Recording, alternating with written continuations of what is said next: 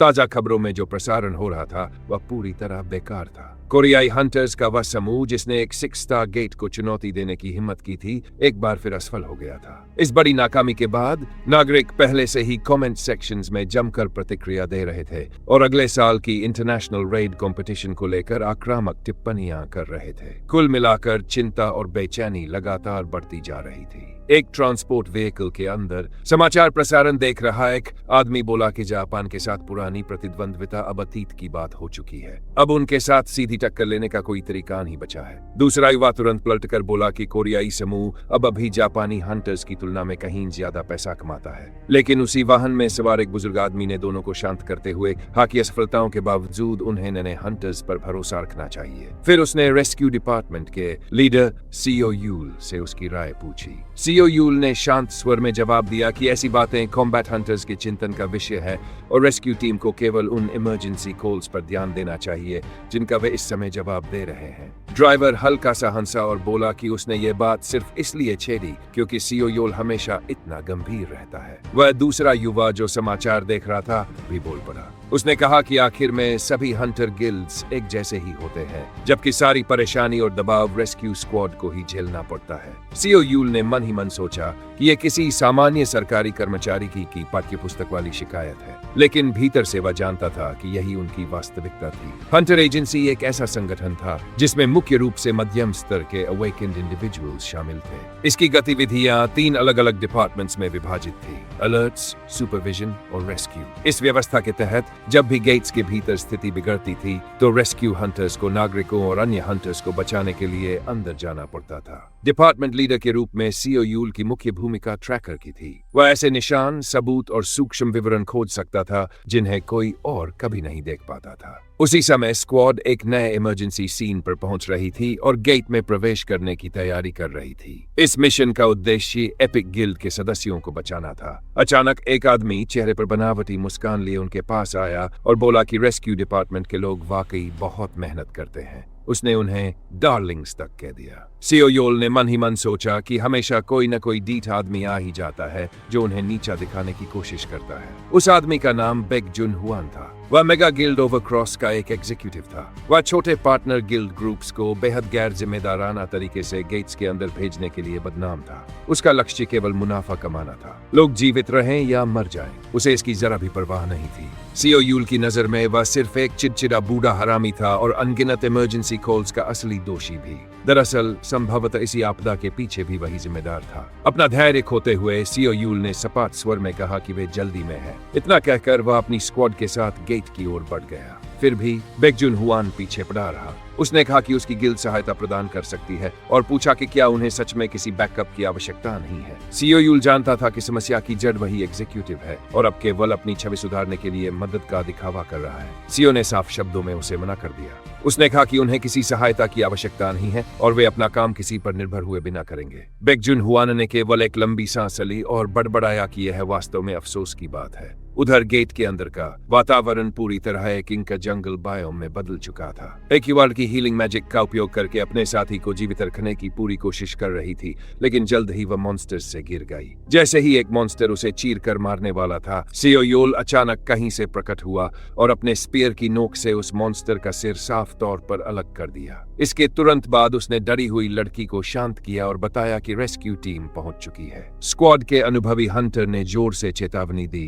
कि कई गूल्स उस रास्ते पर उमड़ रहे हैं जिससे वे अंदर आए थे। इसका मतलब था कि उन्हें बाहर निकलने के लिए कोई दूसरा रास्ता ढूंढना होगा। स्थिति की गंभीरता समझते हुए सीओ यूल तुरंत सक्रिय हो गया। उसने अपना साइलेंट वेव स्किल सक्रिय किया और पूरी तरह आसपास की आवाजों पर ध्यान केंद्रित कर दिया। वह ऐसी हल्की ध्वनियां सुन पा रहा था जिन्हें कोई सामान्य इंसान नहीं सुन सकता था। इस प्रकार उसने सभी दुश्मनों की स्थिति का नक्शा तैयार कर लिया और एक छिपा हुआ वैकल्पिक मार्ग भी खोज निकाला। रास्ता मिलते ही उसने घायल महिला को अपने साथी के कंधों पर उठा दिया और पूरा समूह बच निकलने के लिए पूरी गति से दौड़ पड़ा। युवा लड़की भय से पूरी तरह जड़ हो चुकी थी। हालांकि वह जानती थी कि शिकायत करने की स्थिति में नहीं है। फिर भी उसने पूछा कि क्या यह रास्ता सच में सुरक्षित है। अनुभवी हंटर ने गर्व से जवाब दिया कि भले ही उनका ट्रैकर केवल रैंक डी का है, लेकिन सीओ यूल की वास्तविक क्षमताएं सर्वोच्च स्तर की है। उसने ये बात पूरे आत्मविश्वास के साथ कही, लेकिन कुछ समय बाद वह स्वयं भी घबरा गया। उसने चिंतित स्वर में पूछा कि क्या सीओ वास्तव में रास्ते को लेकर निश्चित है,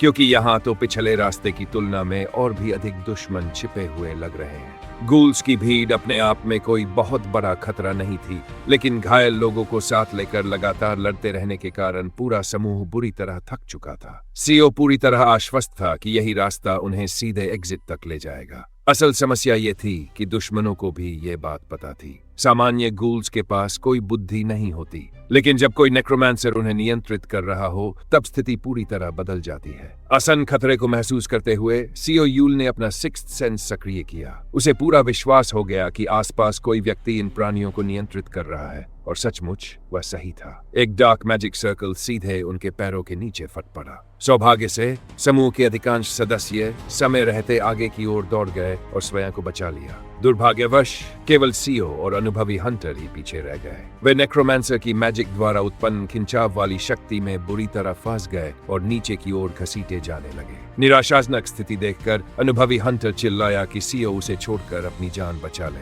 लेकिन भागने के बजाय ट्रैकर ने अपने साथी को एक जोरदार लात मारी और उसे पूरी तरह खतरे से बाहर धकेल दिया, जबकि स्वयं मैजिक सर्कल के भीतर अकेला रह गया। उस अंतिम कदम के साथ ही सीओ यूल का शरीर पूरी तरह निष्क्रिय हो गया। बाहर खड़ा अनुभवी हंटर घबराहट में पागल हो रहा था। वह चिल्लाकर उससे टिके रहने की विनती करने लगा और वादा किया कि वह तुरंत उसे बाहर निकालने का कोई उपाय खोजेगा, लेकिन सीओ यूल ने उसकी सहायता को सख्ती से ठुकरा दिया। उसने अपना सिर घुमाकर मैनेजर लीहान की ओर देखा और आदेश दिया कि वे तुरंत वहां से निकल जाएं, क्योंकि अगर वे रुके रहे तो सभी मर जाएंगे। सीओ यूल ने जोर देकर कहा कि मैनेजर पीड़ितों और बाकी स्क्वाड को जितनी जल्दी संभव हो सके किसी सुरक्षित स्थान पर ले जाए। अपराध बोध से भरे मैनेजर लीहान के मुंह से केवल एक क्षमा याचना ही निकल सकी, जिसके बाद वह पीछे हट गया। सीओ उसके पीछे चिल्लाया कि ऐसा व्यवहार मत करो जैसे वह पहले ही मर चुका हो, क्योंकि आज मरने का उसका जरा भी इरादा नहीं है। पूरी तरह निष्क्रिय होने और चारों ओर घूमते हुए गूल से घिरे होने के बावजूद सीओ यूल ने अपने सामने उभर रही उस भयावह आकृति की ओर सीधी नजरें गड़ा दी। वह कैराकल था, नेक्रोमांसर और इस डंजन का बॉस।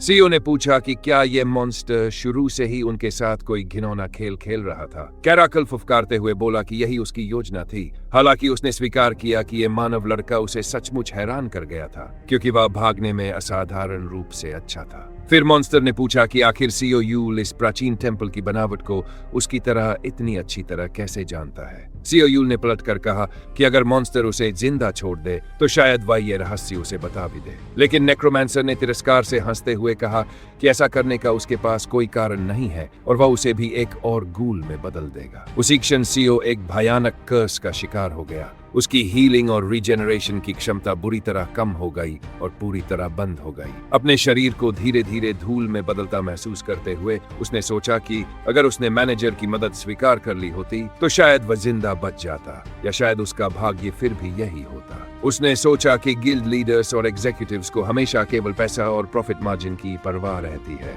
इंसानी जिंदगियां बचाने की नहीं।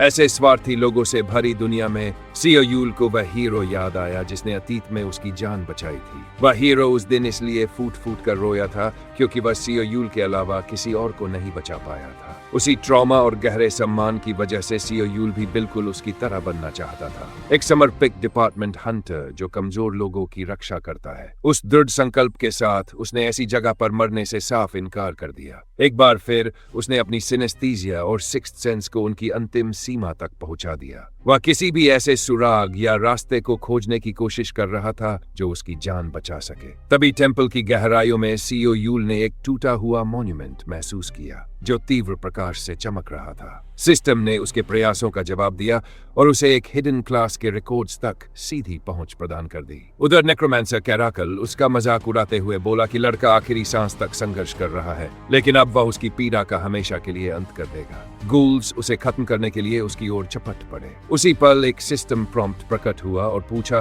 कि क्या वह अपनी क्लास बदलकर डंजन आर्किटेक्ट बनना चाहता है। उस अंतिम क्षण में उसने तुरंत प्रस्ताव स्वीकार कर लिया, क्योंकि अब उसके पास खोने के लिए कुछ भी नहीं बचा था। जैसे ही ट्रांसफॉर्मेशन शुरू हुआ, ट्यूटोरियल आधिकारिक रूप से शुरू हो गया। उसे उसी टेम्पल के अनगिनत टुकड़े अलग अलग दृश्यों और विभिन्न दृष्टिकोणों से दिखाई देने लगे।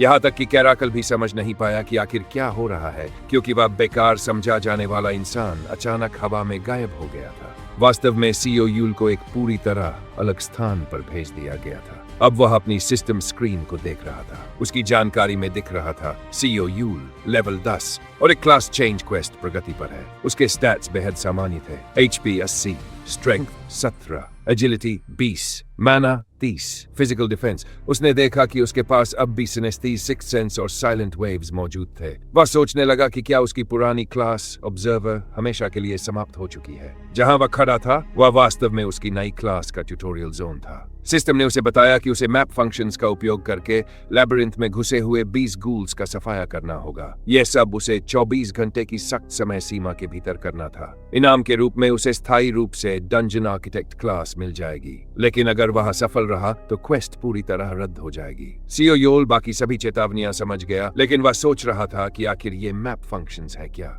जैसे ही उसके मुंह से ये शब्द निकले, लैबिरिंथ का एक 3 डायमेंशनल मैप होलोग्राम उसके सामने प्रकट हो गया। मैप को पढ़ना आश्चर्यजनक रूप से आसान था। एक चमकदार हरा पॉइंटर उसकी सटीक स्थिति दिखा रहा था, जबकि विभिन्न लाल डॉट्स पूरे लैबिरिंथ में फैले दुश्मनों को दर्शा रहे थे। वह तुरंत समझ गया कि यह पूरी व्यवस्था कैसे काम करती है। यदि वह इस मैप की मदद से एक दिन के भीतर सभी गूल्स का शिकार कर लेता, तो वह अपनी नई क्लास सुरक्षित कर सकता था। कुछ लोगों को इतने कम समय में इतने विशाल क्षेत्र में इतने मॉन्स्टर्स का शिकार करना पागलपन लग सकता था, लेकिन उसके जैसे अनुभवी ट्रैकर के लिए यह पूरी तरह संभव था। इसलिए वह तुरंत काम पर लग गया। आखिर कोशिश करने में हर्ज ही क्या था। शिकार आसान और तेज साबित हुआ। जब उसने 16वें गूल को मार गिराया, तब घड़ी में केवल 30 मिनट शेष थे और उसका लेवल बढ़ गया। अब उसके पास बाकी 4 मॉन्स्टर्स को मारने के लिए केवल 30 मिनट बचे थे, इसलिए उसे बेहद तेजी दिखानी थी। कठिनाई के हिसाब से ट्यूटोरियल उम्मीद से कहीं अधिक आसान साबित हो रहा था। वह मरे हुए गूल्स के पंजों को हथियार की तरह इस्तेमाल कर पा रहा था और अपनी मैपिंग स्किल की मदद से एक एक दुश्मन का सावधानी से सामना कर रहा था। वह आरामदायक गति से गूल्स का शिकार कर रहा था और उन्हें मार रहा था। उसे पूरा विश्वास कि वह निर्धारित समय के भीतर सब कुछ पूरा कर लेगा। लेकिन तभी उसने उस विशाल चीज को अपनी ओर आते देखा। वह एक गूल जो बाकी सभी से कहीं बड़ा और बिल्कुल अलग था। वह प्राणी पूरी तरह अपने दम पर चल रहा था। जब वह लैबिरिंथ के भीतर सीओ यूल का पीछा कर रहा था, तब सीओ को एहसास हुआ कि उसे मारने में बहुत समय लगेगा और यह भी निश्चित नहीं था कि वह वास्तव में ऐसा कर पाएगा या नहीं। लेकिन यदि उसे मारना ही था, तो पहले बाकी मॉन्स्टर्स को जल्दी खत्म करना जरूरी था, ताकि उसके पास समय बच सके। उसी समय वह विशाल गूल उसके करीब पहुंच गया, लेकिन वह अकेला नहीं आया था। उसके साथ मैप पर दिखाई देने वाले बाकी 3 गूल्स भी थे। सीओ पूरी तरह चौंक गया। उसे कभी उम्मीद नहीं थी कि वह प्राणी झुंड में चलेगा, क्योंकि अब तक वह हमेशा अकेले घूमता रहा था। उन आखिरी महत्वपूर्ण मिनटों में उसने मैप देखना नजरअंदाज कर दिया था और उसी कारण वह इस मुसीबत में फंस गया। उसने एक बेहद बुरी और शुरुआती स्तर की गलती कर दी थी। सबसे पहले उसने अपने दिमाग में तेजी से योजना का आकलन किया। वह एक समय में केवल 2 गूल्स का सामना कर सकता था। इसका मतलब था कि उसे तुरंत वहां से निकलना होगा। सबसे बड़ी समस्या थी कि वह चारों ओर से गिर चुका था। बाहर निकलने के लिए उसे जबरदस्ती रास्ता बनाना पड़ता और कम से कम एक गूल को मारना पड़ता। वह जितना भी सोचता, स्थिति पूरी तरह चेकमेट जैसी लग रही थी। शायद वास्तव में यही एक रैंक डी हंटर के रूप में उसकी सीमा थी। शुरू से ही यह स्थिति पूरी तरह बेतुकी थी। यह सोचकर कि अगर यह सब कुछ डंजन आर्किटेक्ट बनने का एक ट्यूटोरियल ही है, तो उसने तय किया कि वह इसे सचमुच एक ट्यूटोरियल की तरह ही लेगा। इसलिए वह एकदम पागलों की तरह सीधे उनकी ओर दौड़ पड़ा और अपना सिक्स्थ सेंस सक्रिय कर दिया। इस कार्रवाई के कारण उसे एक घूमने वाला ब्लॉक दिखाई दिया, जो उसके सिक्स्थ सेंस को सीधे मैप इंटरफेस से जोड़ रहा था। शुरुआत में वह इसे पूरी तरह समझ नहीं पाया, लेकिन जब उसने मैप का ध्यान से विश्लेषण किया, तो उसे सचमुच एक छोटा हैंड आइकॉन दिखाई दिया, जो उसे उस खास दीवार को घुमाने का संकेत दे रहा था। जैसे ही उसने दीवार को घुमाया, वह दूसरी तरफ फिसल गया और गूल्स उसके पीछे पूरी तरह बंद हो गए। इससे एक गूल पूरी तरह अलग थलग पड़ गया और उसने तुरंत मौका पाकर उसे मार डाला। सीओ ने मन ही मन कहा कि यह फीचर बेहद सुविधाजनक है और अब इन्हें मारने में बहुत मदद करेगा, क्योंकि मिशन पूरा करने के लिए अभी भी समय बचा हुआ था। उसने बार बार वॉल स्पिनिंग एबिलिटी का उपयोग किया और लगातार गायब होकर दूसरी जगह प्रकट होता रहा, जिसे दुश्मन पूरी तरह हंसाए रह गए। जब केवल वह म्यूटेंट डंजन जायंट बचा, तब उसने उसे भी पूरी तरह चौंका दिया और पूरी ताकत से अपना नाइफ उसकी गर्दन में घरा घोंपा दिया। लेकिन फिर भी मॉन्स्टर ने बहादुरी से प्रतिरोध किया। उस प्राणी ने अपने लिपंजे सियो यूल के चेहरे पर कसर जमा दिए और किसी भी तरह उसे कुचलने की कोशिश करने लगा। लेकिन सियो ने अपनी ब्लेड से उसे सफलतापूर्वक खत्म कर दिया और दृढ़ निश्चय के साथ कहा कि वह इतनी दूर तक संघर्ष करके यहाँ मरने ही आया है। आखिरकार ट्यूटोरियल पूरा हो गया और सियो यूल सफलतापूर्वक अपनी क्लास बदलकर डंजन आर्किटेक्ट बन गया। इस बड़ी उपलब्धि के साथ उसे 2 अनोखी प्रोफेशन स्पेसिफिक स्किल्स प्राप्त हुई, किंग ऑफ द डंजन और the gate. King of the dungeon skill के माध्यम से उसके द्वारा मारे गए किसी भी गूल को स्किल सक्रिय रहने पर स्वतः उसके अपने डंजन के मॉन्स्टर के रूप में शामिल कर लिया जाता था। इसके साथ ही उसकी क्लास चेंज आधिकारिक रूप से पूरी हो गई। उसकी सफलता के बिल्कुल विपरीत उसी डंजन के बाहर मैनेजर ली हान घबराहट में वापस अंदर जाने की कोशिश कर रहा था ताकि योल को बचा सके। लेकिन रेस्क्यू स्क्वाड के अन्य सदस्यों ने उसे सावधान रहने के लिए चिल्लाकर रोका, क्योंकि उसी समय गेट अचानक हवा में गायब हो गया। उन्होंने पूछा कि ऐसी स्थिति में आखिर वह सियो को कहां ढूंढने की उम्मीद कर रहा है। ठीक उसी क्षण स्वयं सियो वहां प्रकट हो गया। वह पूरी तरह बेफिक्र होकर टहलता हुआ बाहर आया। उसके हाथ में एक छोटा अम्ब्रेला था और वह आराम से पॉप्सिकल खा रहा था। उसने उनकी ओर देखकर पूछा कि वे सब किस बात पर बहस कर रहे हैं और सहजता से सुझाव दिया कि मिशन सफलतापूर्वक पूरा होने की खुशी में सबको एक पॉप्सिकल खानी चाहिए। बाद में एक अधिक निजी क्षण में सीओ अपनी द गेट स्किल का गहराई से विश्लेषण कर रहा था। वह समझ गया कि यह स्किल उसे अपने विरोधियों को डंजन के अंदर कैद करने की अनुमति देती है और देखने से यही लग रहा था कि लैबिरिंथ के बाहर यही उसका मुख्य कॉम्बैट टूल होगा। यह एक भयावह रैंक एस स्किल थी, लेकिन इसके साथ एक बहुत बड़ा हाई स्टेक्स वार्निंग भी जुड़ा हुआ था। अगर कोई कैद किया गया दुश्मन डंजन बॉस को हरा देता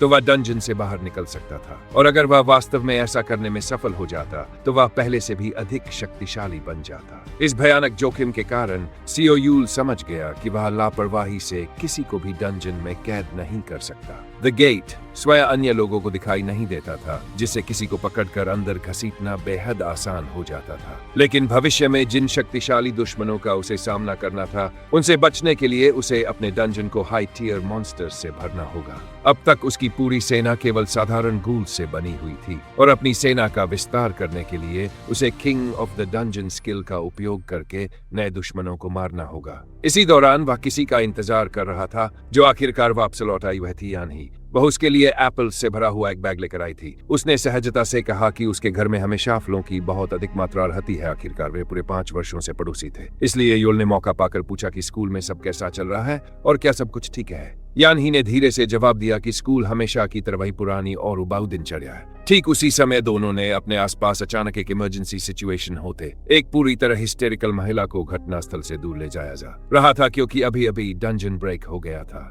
वो बुरी तरह रो रही थी और चीख रही थी, क्योंकि उसकी छोटी बेटी अभी भी अंदर फंसी हुई थी। अपने सामने खड़े विशाल होटल को देखते ही सियोल तुरंत समझ गया कि यह एक क्लासिक डंजन ब्रेक है। यह आपदा तब होती है जब किसी डंजन को बहुत लंबे समय का अनदेखा कर दिया जाता है। अंदर मौजूद मॉन्स्टर्स अंततः गेट को तोड़ देते हैं और सीधे मानव दुनिया में प्रवेश कर जाते हैं। सियो ने तुरंत यान ही से माफी मांगी और पूछा कि क्या वह एप्पल्स बाद में उससे ले सकता है। यान ही ने सहमति जताई, लेकिन घबरा कर पूछ बैठी कि वह क्या करने वाला है। सियो यूल एक रेस्क्यू हंटर के रूप में अपना कर्तव्य निभाने के लिए पूरी तरह दृढ़ था। वह पीली आइसोलेशन टेप को पार करते हुए आगे बढ़ गया और अपना ऑफिशियल आइडेंटिफिकेशन बैज दिखाया। वहां मौजूद एक गार्ड ने उसका रास्ता रोक लिया और पूछा कि वह अकेले अंदर क्यों जा रहा है। सीओ ने शांत स्वर में जवाब दिया कि रेस्क्यू डिपार्टमेंट के बाकी सदस्य जल्द ही पहुंच जाएंगे, लेकिन वह पहले अंदर जा रहा है। गार्ड ने जोर देकर कहा कि वह ऐसा बिल्कुल नहीं कर सकता। उसने चेतावनी दी कि अंदर रेड गॉब्लिन्स की पूरी होड़ मौजूद है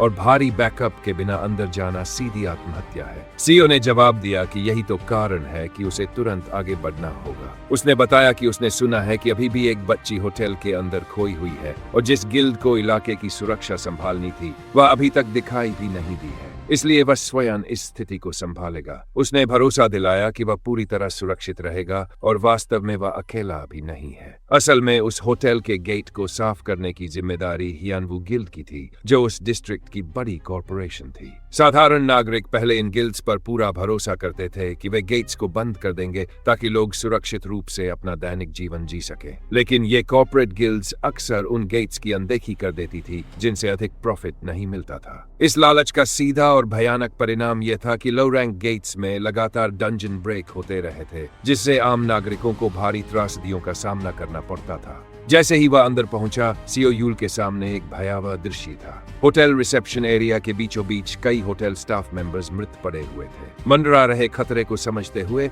सीओ ने अपना सिक्स्थ सेंस सक्रिय किया और मॉन्स्टर्स को छिपना बंद करने का आदेश दिया। उसने घोषणा की कि वह पहले ही देख चुका है कि उनमें से हर एक कहां छिपा बैठा है और वह कुछ नया आजमाना चाहता है। जैसा उसने सोचा था, रेड गॉब्लिन्स एक बेहद संगठित एम्बुश के साथ उसकी ओर झपट पड़े। सीओ ने तुरंत प्रतिक्रिया दे हुए अपना द गेट खोल दिया। गॉब्लिन्स, जो अभी भी हवा में हमला करने की मुद्रा में थे, हिंसक रूप से उस रिफ्ट में खिंच गए और सीधे सीओ के निजी डंजन के अंदर जा गिरे, जहां रेजिडेंट गूल्स ने उन्हें तेजी से टुकड़े टुकड़े कर डाला। उसी क्षण सीओ अपनी नई क्लास की वास्तविक क्षमता का उपयोग करना शुरू कर चुका था। रेड गॉब्लिन को 1 स्टार मॉन्स्टर माना जाता था, एक ऐसी प्रजाति जो हमेशा अपने लीडर के इर्द गिर्द तालमेल बनाकर चलती थी। लगभग हर मामले में वे साधारण गॉब्लिन्स जैसे ही थे, लेकिन एक महत्वपूर्ण अंतर था। वे कहीं अधिक बुद्धिमान थे और कहीं अधिक प्रभावी एम्बुश कर सकते थे। दरअसल 3 गॉब्लिन्स एक साथ लैबिरिंथ के पहले गूल पर टूट पड़े और उसे बलपूर्वक गिराने की कोशिश करने लगे,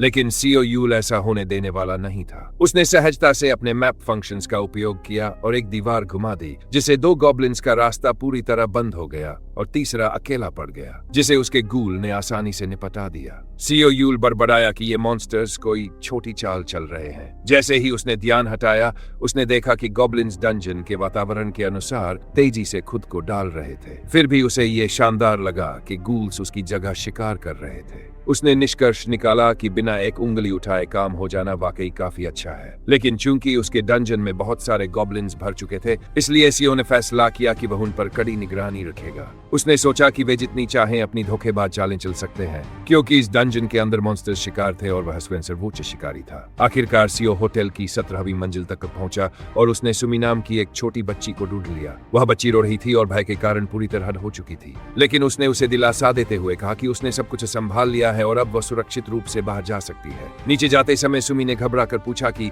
क्या मिस्टर निश्चमुच उन सभी डरावने गोब्लिन्स को खत्म कर दिया है। सीओ मुस्कुराया और बोला, हाँ। हालांकि उसने मन ही मन सोचा कि तकनीकी रूप से सारा कठिन काम तो गूल्स ने किया था, लेकिन चूंकि वे प्राणी सीधे उसके आदेशों का पालन करते थे, इसलिए श्रेय भी उसी का था। उसने सोचा कि जब वह होटल में ऊपर चढ़ रहा था, तब गॉब्लिन्स अपनी तेज सूंघने की क्षमता का उपयोग करके उसका पीछा कर रहे थे और छिपे हुए इंसानों को लगातार खोज रहे थे। अगर सीओ समय पर नहीं पहुंचा होता तो छोटी सुमी निश्चित रूप से उनके हाथ लग जाती। नीचे जाने के लिए एलिवेटर में प्रवेश करने से ठीक पहले सीओ को एक चौंकाने वाला और अत्यंत जरूरी सिस्टम अलर्ट प्राप्त हुआ। उसमें बताया गया कि उसके डंजन डिफेंडर्स का लगभग 50% पूरी तरह नष्ट हो चुका है। उसने सुमी को धीरे से एलिवेटर में बैठाया और बताया कि उसकी मां नीचे उसका बेसब्री से इंतजार कर रही है। फिर उसने शांत स्वर में कहा कि उसे थोड़ी देर और रुककर बाकी बुरे लोगों की सफाई करनी होगी। अपने डंजन की स्थिति जानने पर सीओ यूल को पता चला कि गॉब्लिन्स भारी तबाही मचा रहे हैं और उसके आधे गूल्स पहले ही मारे जा चुके हैं। अगर यही स्थिति रही तो जल्द ही उसके सभी डिफेंडर्स समाप्त हो जाएंगे।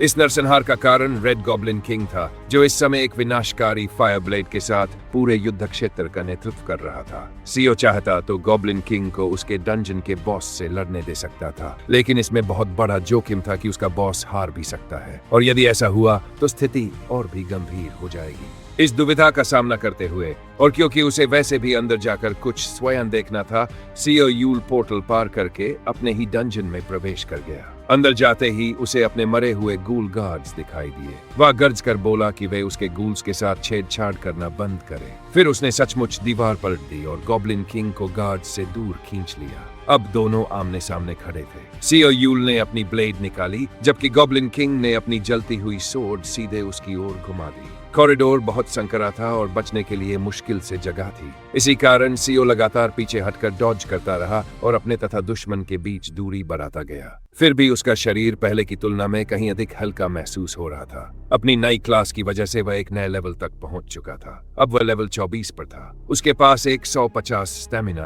45 स्ट्रेंथ, 40 एजिलिटी, 90 मैजिक और 48 डिफेंस था। वह वास्तव में इस अंतर को महसूस कर सकता था। उसने खुले तौर पर गॉब्लिन किंग से कहा कि शुरू में उसका इरादा केवल चीजों का परीक्षण करने और गोल्स का उपयोग करने का था, लेकिन अब वह इस पूरे झंझट को अकेले ही संभाल सकता है। सीओ यूल के अगले वार ने वास्तव में गॉब्लिन किंग की कुछ हड्डियां तोड़ दी। मॉन्स्टर ने जवाबी हमला करते हुए हंटर को दूर फेंक दिया, लेकिन अब शायद वह अपनी सोर्ड या कोई दूसरा हथियार भी ठीक से नहीं चला सकता था, क्योंकि उसकी दोनों भुजाएं बुरी तरह क्षतिग्रस्त हो चुकी थी। अब सीओ एकदम सही स्थिति में था। उसने हालात का आकलन किया और गॉब्लिन किंग का मजाक उड़ाते हुए पूछा कि उसकी पहले वाली सारी ऊर्जा कहाँ चली गई। उसने कहा कि अगर वह सचमुच अपने गैंग का किंग है तो उसे योग्य प्रदर्शन दिखाना चाहिए, जब तक कि वह उससे डरा हुआ कोई बिना पंखों वाला मुर्गा न हो। गॉब्लिन किंग इस अपमान से पूरी तरह आग बबूला हो गया। उसने अपनी ब्लेड में और भी अधिक आग भर दी और सीधे उसकी ओर छपट पड़ा। हंटर ने बस इतना कहा कि मॉन्स्टर को निवेश के लायक होना चाहिए।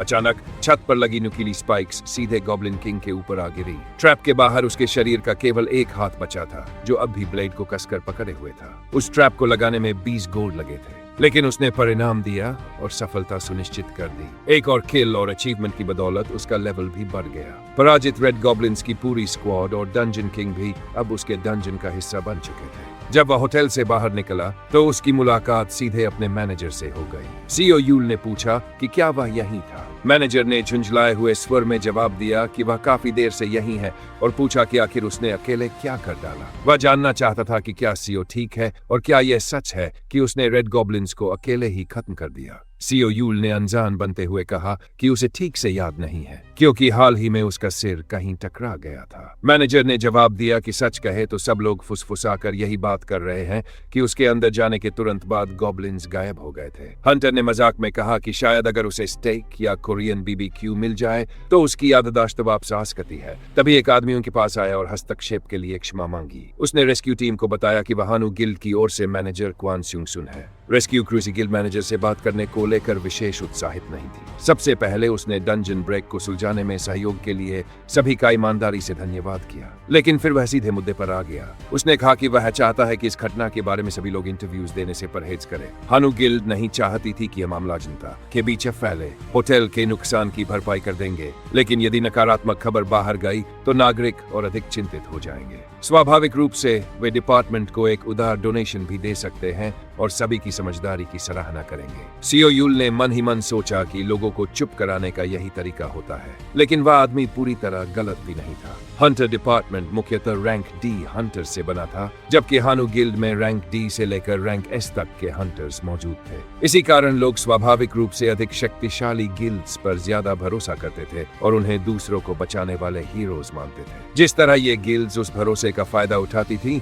उससे सीओ को बहुत गुस्सा आता था, लेकिन वह जानता था कि यही वास्तविकता है और वह इसे अकेले नहीं बदल सकता। उसने क्वान सुन के कंधे पर हाथ रखा और कहा कि वह पूरी तरह समझता है। हालांकि मन ही मन वह सोच रहा था कि उसने वैसे भी इस मामले को लेकर कोई बड़ा हंगामा करने का इरादा नहीं बनाया था। अगर वह ऐसा करता भी तो एसोसिएशन इस मामले को दबा देती और खुद पर ध्यान आकर्षित करने से उसे कोई फायदा नहीं होता। लेकिन उसने ये भी कहा कि उसे नहीं पता कि मैनेजर कितनी डोनेशन देने की योजना बना रहा है, क्योंकि हो सकता है कि उसे आगे भी उनकी गंदगी साफ करनी पड़े। इसके बाद यूल पूरी तरह स्पष्ट हो गया और अपना मुंह बंद रखने के बदले 10 अरब वॉन की मांग कर दी। क्वान सुन सदमे में हाफ उठा और हकलाते हुए बोला कि क्या सचमुच 10 अरब वॉन। अगली सुबह वह प्लाजा में बैठा आराम से आइस टी पी रहा था। होटल डंजन ब्रेक की घटना को संभालने के बाद उसे 2 दिनों की छुट्टी मिल गई थी। उसने लगभग पूरा संकट अकेले हल कर दिया था और गिल्ड से पैसा भी हासिल कर लिया था। एकमात्र समस्या यह थी कि उसके सहकर्मी उसे अजीब नजरों से देख रहे थे।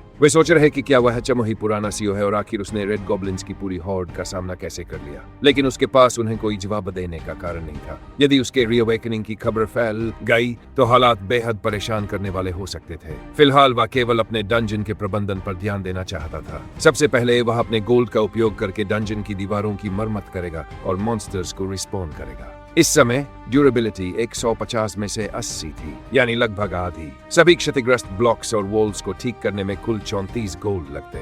एक गूल को पुनर्जीवित करने में 1 गोल्ड, 2 गॉब्लिन्स के लिए 1 गोल्ड और एक रेड गॉब्लिन किंग के लिए 3 गोल्ड। गोल्ड कॉइन हंटर्स की सार्वभौमिक मुद्रा थी। गणना करना आसान था क्योंकि सभी डंजन्स में यही मुद्रा उपयोग होती थी। समस्या यह थी कि सब कुछ ठीक करना बेहद महंगा था। 53 गोल्ड लगभग 55 लाख वॉन के बराबर था, जो उसकी सैलरी से लगभग 2 गुना था। फिर भी अब तक उसने 80 गोल्ड जमा कर लिए थे, इसलिए उसे कम से कम इतना निवेश तो करना ही चाहिए था। लेकिन तभी उसे एक बेहद अप्रिय फोन कॉल प्राप्त हुई। एक महिला उसकी छुट्टी के बीच उसे फोन कर रही थी। उसने कॉल उठाई और कहा कि वह ऑफ ड्यूटी है, इसलिए सीधे मुद्दे पर आए। दूसरी तरफ डिपार्टमेंट की एक कर्मचारी थी जिसने तुरंत जवाब दिया कि उसे इसकी कोई परवाह नहीं है और कहा कि वह शायद पार्क में बैठकर आराम ही कर रहा होगा। उसने कहा कि अच्छा हुआ वह छुट्टी पर है, क्योंकि इसका मतलब है कि उसके पास अपनी स्किल्स का उपयोग करने के लिए पर्याप्त समय है। फिर उसने पूछा कि क्या वह उसके लिए किसी व्यक्ति का पता लगा सकता है। वह मॉनिटरिंग डिपार्टमेंट की ली जोंग ही थी,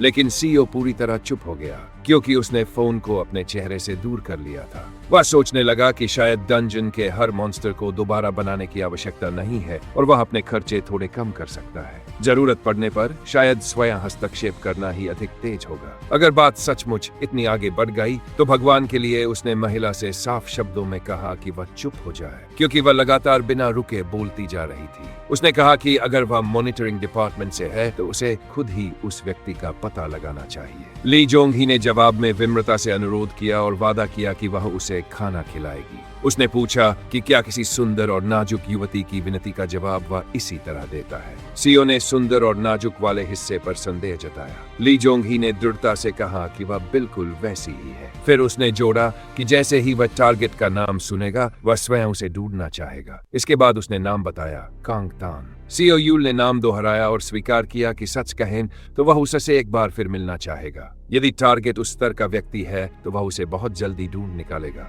इधर ही हमारा ये वाला एपिसोड खत्म होता है। इसका अगला पार्ट चाहिए तो इस वीडियो पर 1K व्यूज का टारगेट पूरा कर दो और अपने विचार कमेंट में जरूर बताना। तो चलिए फिर से मुलाकात होगी एक नए और रोमांचक एपिसोड के साथ। धन्यवाद, देखते रहिए और जुड़े रहिए।